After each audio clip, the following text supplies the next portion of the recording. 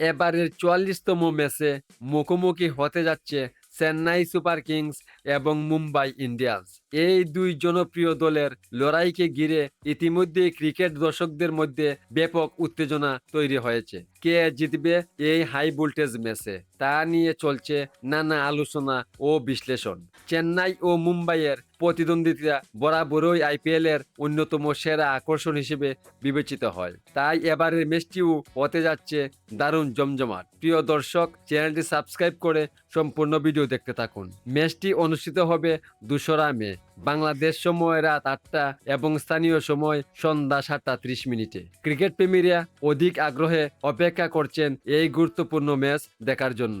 দুই দলের সমর্থকদের মধ্যে এখন থেকেই চলছে উত্তেজনা ও তর্ক বিতর্ক।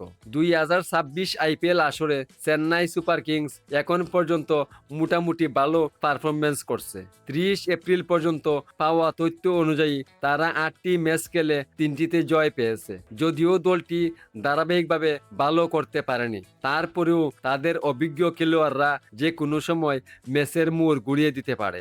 দলের ব্যাটিং আপলাইনে অভিজ্ঞতা ও বোলিং আক্রমণে বৈচিত্র্য থাকায় চেন্নাইকেও এখনও শক্তিশালী প্রতিপক্ষ হিসেবে দেখা হচ্ছে।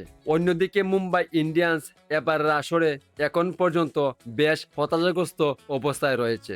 ৮ ম্যাচে মাত্র ২টিতে জয় নিয়ে তারা পয়েন্ট টেবিলের নিচের দিকে অবস্থান করছে। ব্যাটিং ও বোলিং দুই বিভাগেই ধারাবাহিকতার অভাব দেখা গেছে। তবে মুম্বাই এমন একটি দল যারা যে কোনো মুহূর্তে মোড় ঘুরিয়ে দিতে পারে। দুই দলের সাম্প্রতিক পারফরম্যান্স, স্কোয়াড শক্তি ও অভিজ্ঞতা বিবেচনায় চেন্নাই সুপার কিংস কিছুটা এগিয়ে রয়েছে। তাই বলা যায় এই ম্যাচটি হতে যাচ্ছে রোমাঞ্চে ভরপুর এক হাড্ডাহাড্ডি লড়াই।